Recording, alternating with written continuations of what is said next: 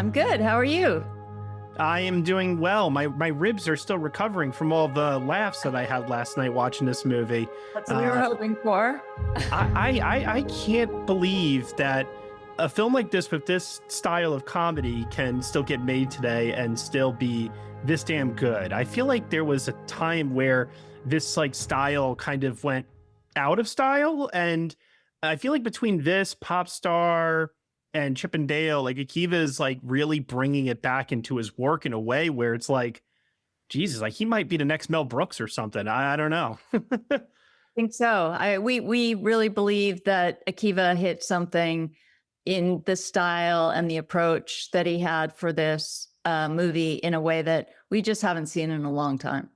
Yeah, no, I completely agree with you on that. And this has been long in development for quite some time. Take me through your journey in terms of your level of involvement when this all started for you, because I mean, I know that this thing goes back way, many years ago, and a lot of people have been involved. So walk me through, because I think a lot of people, when it comes to getting even big budgeted Hollywood studio films greenlit, it's a hell of a process.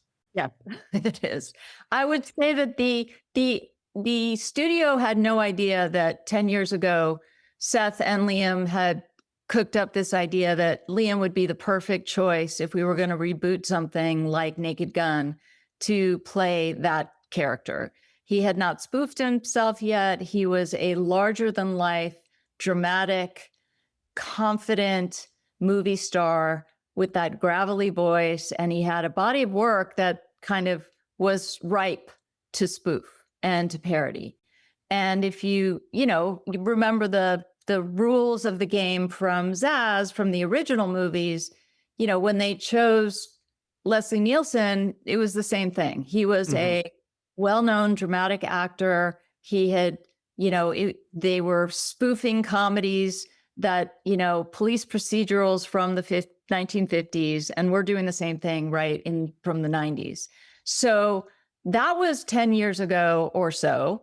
And then about 4 years ago, what I guess it was one of the first things that Seth and I talked about when I started, when I came to run Fuzzy Door.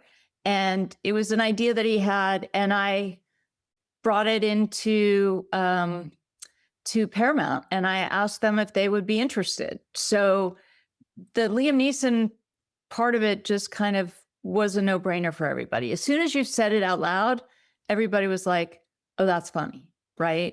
And, Liam Neeson, Leslie Nielsen, they sound alike, like the whole thing, funny thing, like, wait, did you say that? So there was a period of time where Seth and two of his writers were working on a version of the draft.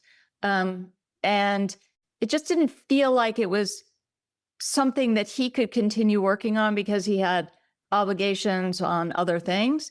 And so when we talked to the studio, they were like, let's find the right person to come in and do this.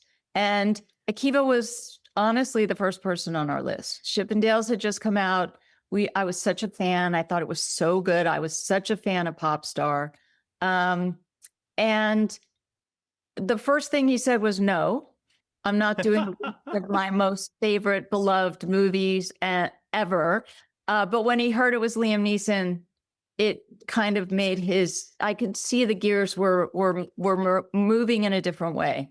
And he saw the opportunity the same way I think the studio did, that I did, and that Seth and Liam did. So that's kind of how the pieces all came together. And then, Akiva and Dan and Doug just wrote a particularly funny script. And never stopped writing the script, never stopped to better the jokes or come up with alts or new set pieces, and stay as closely to, kind of the thing that we were spoofing, which was 90s procedurals or, action movies like Mission Impossible and Taken, and things that we all as a collective kind of understood as moviegoers.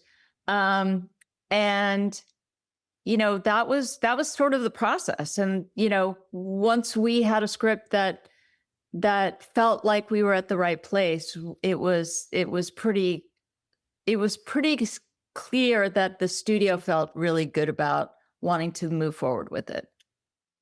Yeah, no, I mean, I could definitely see that. And also, too, it's like one of those things where Akiva, like you said, such a perfect fit for this material given the other work that he had done before.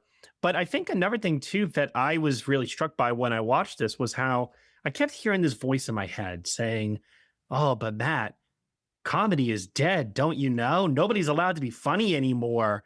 Comedians are being restricted by what they can say." Well, you know what? The jokes in this movie are actually clever. They're well thought out. They don't need to resort to being offensive or extremely vulgar to the point that, I mean, some of them are vulgar, don't get me wrong, Yes. but Yes. not to the point of grossing people out or hitting like hot buttons. So you guys found a way to make comedy feel fresh again in 2025. And it seems like the answer was just, why not look to the past of how comedy was done before? Well, first of all, thank you for saying that. It's such a nice, to hear it from people who've seen it for the first time. I think that the past, and certainly what is clever about the script and what we hope the audiences will love about the movie, is that yes, we're pushing the envelope, but trying to we're not trying to go over the line. We're trying to make it so that everybody can laugh Mhm. at together, everybody. Yes. And that was part of the challenge, but it was also part of the mantra that we all had going into this. It wasn't like we wanted to make a gross out R-rated, you know, comedy that, and I love those movies too, but we had a very different challenge that we were trying to make work. And part of it was what came before was they did it, and they did it beautifully, in the original movies. So I think the biggest, you know, f- overcoming the biggest fear for us was just, would it work in today's theatrical environment? Well, if the crowd I saw it with is any indication, I mean, we were all laughing our asses off while watching it and had such a blast.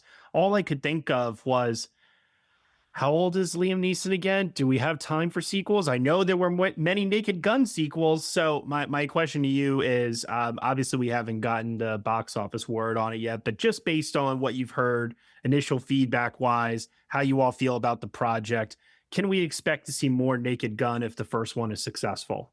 We are so hoping that is true. That's all I can say. I think we all want it to happen. And I know Akiva and I have talked about it.